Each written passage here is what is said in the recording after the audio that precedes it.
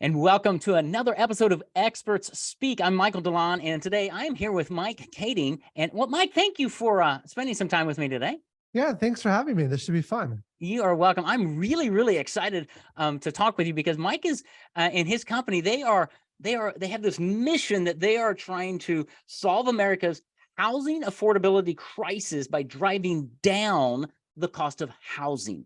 So whether you're renting, whether you have a mortgage, it doesn't matter. Their companies they're figuring out a way to make housing more affordable in America. I'm super stoked about this. So I'm gonna stop talking, Mike, because I'm sure you can explain it a whole lot better than I can. But tell me, how in the world did you get to doing this? Yeah, my parents originally started the business, and it was a very small real estate company at the time. We only owned a handful of buildings. And I can remember drives out to the local hardware store as family outings where we fill up carts full of materials, bring them back, and build the buildings. Yeah. But, as I grew up, I went off to college and I didn't want anything to do with the family business. And Yeah. the reason is I didn't want people to think it was given to me. Uh, I had to wrestle with my own ego and get past that. But I think deep down, what I realized is that I wanted to make some kind of meaningful, positive impact on the world. Right? mm, Life is short. What is the impact that you want to make? And for me, what I realized is a small business was an opportunity to take that and grow it to something much larger. And my dad and I worked together for a little while, but it wasn't much long after. And he passed away. mm, sorry. Uh, and it was tough. And if looking back, I didn't really know what I was doing, if I'm really honest. But I think that was part of the magic because we started to question everything. Why is it being done this way? Can we do it differently that way? And there was nobody to tell us no. And so this started us on this journey of transforming the way housing is constructed. And today we're producing housing at about 20 to 30% less than what others can do it for. And we think we can achieve a 50% reduction in costs. Imagine what that means someday. Wow. It means someday your mortgage could be half, or your rent could be half. And that's the kind of lifelong impact that I'm excited to be trying to make. Wow. That is amazing. I'm going to pause here. We're going to come back to this story. How old were you when your dad passed away? Oh, 24, 25. Okay. All right. My dad was killed in a motorcycle accident when I was about Mm, 21 or 22. So we have that in mm, common. yeah. And it's life changing, but it does set up a whole thing. I love the fact that it's a family business. Our business is Yeah. a family business as well, and it just there's a resonance there, especially when you're talking about housing. Mm. That's where families live, right? So I love the vision that you have. So let's kind of bring this. Let's bring. What are some things that you do? I mean, when you talk housing, are you talking houses or apartments or condos? What kinds of things do you all do? Yeah, right now we're focused primarily on apartments. And when you look at this industry, there's a lot of elements that are kind of broken about it. But if you compare it to others like manufacturing over the past 60 years has improved labor productivity by 760%. Agriculture improved it by 1,500%. Do you have a guess of what construction has done over the past 60 years? Yeah, probably went the other way, probably. It's essentially nothing. It's 10%. It's terrible. And so fundamentally, you can just take the lessons learned from these other industries and apply it to our own. And so we've got a lot of different techniques, a lot of different things we do to execute on that. But at a high level, that's what we're doing. Interesting. And are you doing it primarily? I know your company is up in Minnesota. Do you do it there, or are you nationwide? How do you? Yeah. So our properties right now are in Minnesota, although we do have manufacturing facilities in Wisconsin. We are extending right now into Texas for their next set of properties. Good. And we are building out a manufacturing facility in Mexico. And we have about 20% of our staff are actually international. So we have people all over the world who work with us. Interesting. Okay, so and if somebody needs to live where you are in order to benefit from what you do. So I've got to live in Texas or Minnesota. Is that correct? That's true. Okay. Which is totally cool because you Yeah. can have your summer home in Minnesota and your winter home in Texas. Just kidding. But what's interesting there is we're really thinking about this a little bit differently. Yeah. In that, one thing people often ask is, well, Mike, this is great. Can we get cheap rents today? And the answer is no. It's intentionally no. If we offer cheap rents today, lower rents, that serves maybe a few thousand people. That's great. That's honorable. But I want to change the nation, right? So what we're doing is we're taking those profits and we're pushing it into the system that builds buildings. And Elon Musk talks about this. It's easy to build, well, it's hard to build a car, but it's so much harder, 10, 20, or 100 or 1,000 times harder to produce the manufacturing system, the system that builds the car. And so that's what we're working to build. And our dream over the next decade is we can actually expand nationwide so that we're producing enough units in the marketplace that actually supply outstrips demand and pricing comes down for everyone, regardless if you're with our property or with other properties. And that's how you sustain a transformation in this market nationwide. Okay. All right. See there, that was the tipping point for me. That makes more sense because Yeah. what I just, and tell me if I'm wrong, tell me if I misheard it, but what you're about is less about, and this will sound like blasphemy, right? You Yeah. are less concerned with building your company and more concerned of impacting the industry as a whole. Exactly. My dad died young, and I often think about how short life really is, right? We Yeah. only have like 5,000 weeks to live here on earth. And I ask myself literally every morning, how do I want to spend the minutes I have here on earth? And for me, I could care less about money. I could care less about the growth of the company. I could care less about fame. If they're burying me and they're shoveling $100 bills into my coffin, I don't like, who cares? It's no point. For me, I sincerely, I just want to make a meaningful, positive impact on this world. And so that's what drives our thinking and our decision processes.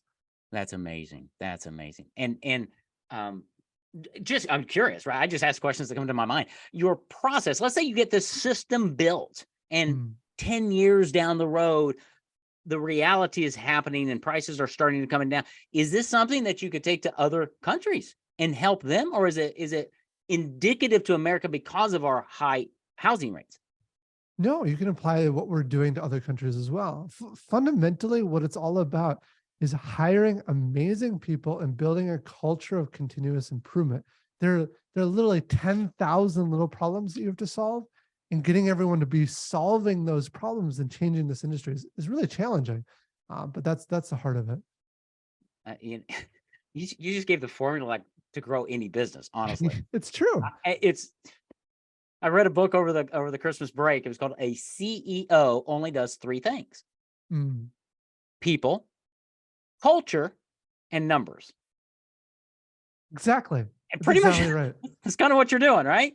Yeah, one Um, of the most important lessons I ever learned in my life, probably the most important business lesson, is hire the best people. And I know a lot of people say that, but we literally mean the world's best people. We have an international staff, but we also fly people in from other states like Florida into work every single week because they are best in the world at their little niche. And there's so much that goes into this, but it's amazing when you get people of that kind of caliber, like world-class people, work is amazing. yeah. The collaboration is phenomenal. It's so much fun changing the world around it. It's just great. And so Yeah. hire the best people. It changes everything. Well, it does. And part of the issue there is those people are not working for the paycheck. Yeah, You're paying them. You're paying them well. You're doing, but that's not why they are bringing themselves.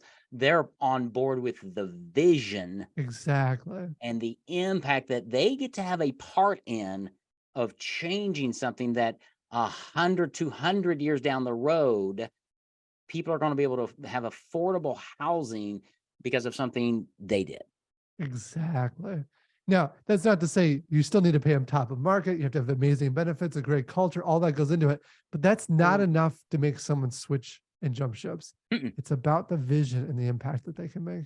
Yeah, that's awesome. Um, the vision and the impact. Yeah, I hope our audience is really, as I say, listening between the lines, Mm, because it's too easy to listen to this and go, okay, we're talking about real estate and building apartments and houses. Yes, but no, we're talking about your business. yeah. Are you hiring the best people and why do you have so much turnover? Maybe because you're a cheapskate, right? Yeah. And maybe you don't, maybe you pay really well, but your culture stinks. Fix those things and watch your business accelerate and the impact you're going to be able to make in your business. So make sure you're listening between the lines here. Go back and re-listen to what Mike just said, because it's super, super powerful. You know what? One thing that's interesting, especially small business owners, they look at their staff and they think, I can't afford to hire the best person. Mhm. But the thing most people don't understand is the best people outperform the average by 2 to 5, as much as 10 times as much. Yeah. And I've seen it over and over and over again. Yeah. And my point here is it's actually less expensive to hire the best people at the top dollar when you're looking at what they're producing as a result. Absolutely. And the reduce stress, reduce turn. I mean, it just goes over. And so really, you can't afford not to hire them. When Yeah. you look at the top companies, that's what they do. I mean, that's why the top people work there. But just because somebody's working there doesn't mean they're not looking for, not that you're a startup, right? Yeah. But the idea that you have of changing an entire industry, that fires some people up. Oh, Those absolutely. are the type of people you want on board, right? Yeah. Yep. So how long you guys been in business? Because it's your parents started. When did they start it? My parents started it in the early 90s, and I really came on full throttle in the late 2000, like around 2009. Okay. And ballpark, how many people work with and for you total? In the ballpark of 250. Okay. So this is not a small organization. This is a major player. And one of the things that I loved about what you said earlier, Mike, is you've looked at other industries and how Yeah. they've created this machine, and you said, how do we take what they did and apply it to this industry? And quite honestly, that's what we do a lot for our clients in marketing. If I'm Mm. working with a financial advisor, I'll go look at attorneys or doctors or car repair shops and go, they do something over here that could fit you. And they're like, but it's like, no, it'll work because at the end of the day, it's a system, right? Yeah. And it revolutionizes their business by borrowing from another industry. That's really kind of what you said you've are doing. Did I get that? Oh, absolutely. And it's amazing what you can steal and learn from other industries, right? Because Yeah. everyone's figured out different niches and what they've done well, and you can pull those insights in. In the world of construction, there's so many things that they can learn from other companies. We don't look at our construction competitors. It's Good. great to see where they're at. We're looking at Netflix and Google and Apple and places like that, because they're inspiring us to be so much beyond where the industry is even touching. Oh yeah. Yeah. If you forgive me, this is another one of the Michaelisms that I learned from marketing years ago. But if you just go to your own industry and you do what your own industry does, and you try to follow what your industry does, marketing wise, business wise, I call it marketing incest, because you're just replicating. It's so true. Sorry to forget, but you're so brilliant to not go there. Just, keep an eye on it. But I'm over here looking at other things, and I'm sure somebody's scratching their head going, Netflix? Really? Yeah. Yeah, really? Because they have a model that works. Yeah. And you might just learn something. And the question is, how can I? Those are my 3 words that I probably use more than anything, Mike, is how can I understand what they're doing and apply it to my industry? And it might not be 100%, but if I could take 40% of what they're doing and bring it over here and then iterate it and take 30% over here, guess what? I've created this new Frankenstein thing that's going to work marvelous. Everybody can do that, right? It's so true. That's exactly right. Yeah. And that's what I want. That's why I love Expert Speak, because I bring guys like you on who think differently. And it adds value to my audience to help them think differently, because that's really where I'm guessing like 90% of impact happens in the world is in our mind. I'm rereading here. I'm rereading it for about the 50th time. Oh yeah, great book. And Grow Rich. Yep. Okay, notice the first word. Think. We don't do that. People don't do that anymore. We're so busy. When was the last time you just unplugged for a day. I spent Mm. yesterday, Mike, you don't need to know this. I'm just going to tell you anyway. I took yesterday off to babysit a 2-year-old of a friend of mine. And Oh, I was off the grid. We went and did playgrounds. We went to Bass Pro Shops and sat in boats, and we saw fish tank. It was so refreshing to me to not think about my business for a day and to come back mm, and go, that was fun. I can't wait to do that again, right? But in our culture, we don't do that because we're so busy. We're so driven. We're so to do what? Make more money, get more yeah. things, buy another car. I don't hear that from you. Yeah, I very appreciate that. much. I Yeah. appreciate that. You've got to take a different perspective in what you're about, which is really, it's very intriguing, Mike, because as I look at you, and we just met a few minutes ago, right? Yeah. Somebody with the vision that you have, typically I would position as that type A driven entrepreneur who is just, let's get her done. And I don't sense that. Mm, I'm not a type A person. I'm a type B, C, or D. I'm not sure what, but I'm not A. sure. You seem really laid back, very focused, very purposeful, and very, well, I want to say community minded, but that's not the right word. Mm. Culture oriented. There you go. Oh, very much so. Yeah. Yeah. Tell me about that. How did that play out? Have you always been this way? Did you learn that from your parent? I mean, it's a very unique thing. One thing I've learned throughout my life is how little I know and how important it is to learn from people much smarter than me. And so I Mm, have this like focus on listening, hearing people out, learning what I can from them, and then trying to apply it to my own life. And so things like culture, these are things, some of the greatest mentors in my life early on in my career talked about the importance of that. And I think the biggest piece there is you can get people's hands or their hours. That only produces so much effort.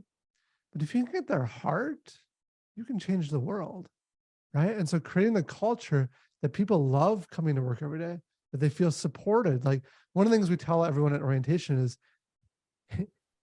this situation is not one where we should say, oh, I'm so glad I have a job. No, no, no. It's the other way around. I'm so glad that you've chosen to work for us. And every day I come into work, I need to earn the right for you to have chosen to work here. And mm. as soon as that breaks down, you should find another opportunity. All right. Did y'all hear that? Yeah, humility. That's the word I Mm, just wrote down as you were talking about that. To be able to say, I'm not the smartest guy in the room. Never want to be. I want to learn from others, mhm. and treating your employees as volunteers Yeah, is exactly. is really where it's at. And I'm convinced that people will work for an attaboy for a lot longer than they will a 25-cent pay raise. Yeah. Now, we need the pay raises to keep up, but affirming your people will build. I mean, our teams all over the nation, some in other countries, and I'll occasionally do like I use Loom a lot, Loom. I'll do a Loom video out to somebody, say, Mike, man, I appreciate what you did on that project, taking care of our client. Or, Mike, I'm so sorry to hear about your dad passing. I just want you to Mhm. know that my heart's grieving. I'm praying for you. Little things like that I do. I mean, 2 or 3 times a year. Wow, I get responses. Thank you. That meant so much to me. Nobody does that. Love the culture you're building at Paperback, bro. And to me, it's almost second nature to do it, because I think you and I are a lot alike in a lot of ways, that Yeah. we lead from the heart. We have Mm, big vision. We want to make a difference in people's lives, and we need people to come along with us. But it's not a top down autocratic thing. It's a no. We're in this together, and dude, I cannot do what I do without my team. exactly. I know that I am dependent on them. They're dependent on me to bring in the clients, but I'm dependent on them to fulfill and to satisfy and make sure the clients are loving every minute of it, right? It's very symbiotic. Is that the right word? I don't know. Sounds like that's what you've created as well. Oh, absolutely. And one other interesting thing with all that, once you find a great team and create the right culture, you can do some things that are just magical. And Yeah. one example is just empowering everyone to make the choices they see fit. And so one of the first things we talked about again at orientation is, guess what, you guys, we hired you not so we can tell you what to do, so you can tell us what to do. More than that, If you think something is wrong, if you disagree with their policies, procedures, or if you just think you should do something in a different way, go do it. I'm telling you right now, you're empowered to do it. You can tell your manager, Mike told you to do it. Just go do it. And then we say, if it's different than the way we've been doing things, come back to your team meeting afterward and give them an update. You find that 95% of the time, they were right. And it's so much better. I think a lot of companies are fearful that employees might do the wrong thing. I'm much more fearful that employees will not do the right thing. That's right. Dude, that'll preach, as we say. You're right, because that's what we all want, is that empowerment, that freedom, and to know that if I make a decision, I'm not going to get my head chopped off. Yeah. Now, I want you to make that decision, because who's better at making the decision than the person who's on the line making it happen, right?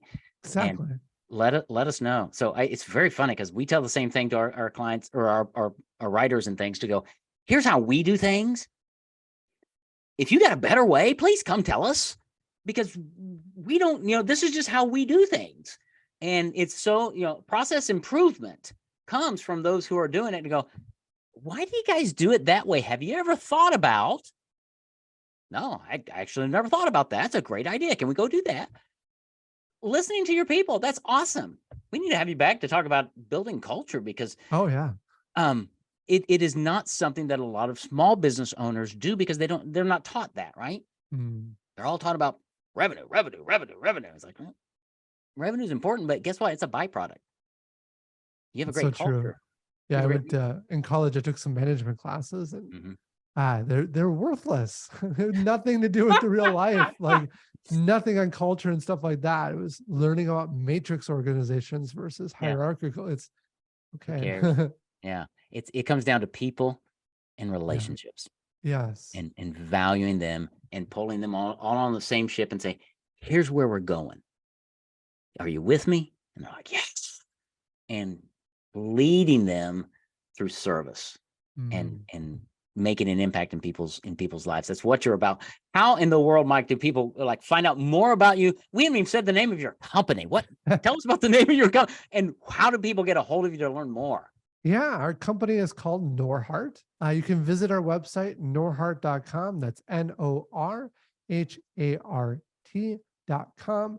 And we have a few interesting opportunities. One is investment opportunities now, as well as we're launching a new podcast called Becoming a Unicorn. It's about the journey of small businesses becoming billion-dollar enterprises. We're going to open it up and share the good, bad, and even the ugly of what that journey is like. I like it. All right, norhart.com. We're going to have all that in the show notes as well. And I'll let people connect with you on LinkedIn, because I know you're there. But definitely go look at their website. You've done a really good job on your website of explaining what you're trying to do, some visual images and things. So go there. But man, you need to be following Mike, because you can tell he's a great thinker. He leads from the heart. He's built a great company, obviously, with good people. There's a lot that you can learn from Mike that we haven't even scratched the surface on. So Mike, I want to say thank you for being here. You've added a lot of value to me personally, but I know to my audience as well. Well, thanks for having me. You are welcome. Okay, so go to norhart.com. Find out more about Mike Kaeding and what they are doing to really drive down the cost of housing, to solve America's housing affordability crisis. norhart.com. Thanks for being with me for another episode of Experts Speak.